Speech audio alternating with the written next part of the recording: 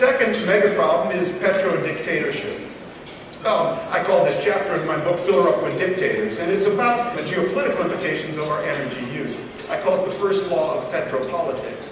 What I did was that thick black line at the bottom, I graphed the average price of OPEC oil from 1979 to 2006, and if you look at it, it looks roughly like that. $80 back in 1979, gets down to $16 in 1995, roughly goes back to $80 in 2005.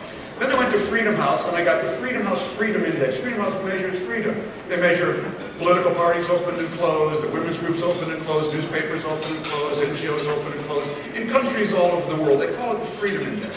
And I overlaid the Freedom Index on the price of oil, just to see what it would look like for 4 petrolist countries, countries totally dependent on oil for their GDP, Russia, Iran, Venezuela, and Nigeria. And darned if it doesn't look like that. What does that tell you? What it tells you is that as the price of oil goes down in these countries, the pace of freedom goes up. And as the price of oil goes up, the pace of freedom goes down.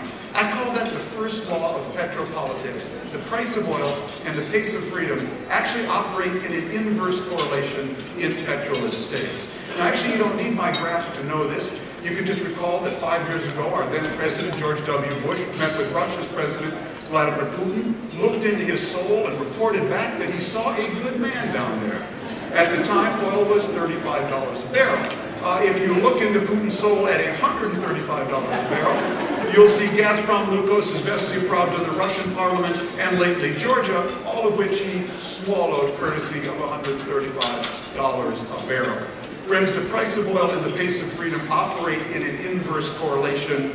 Never forget that when you fill up your tank.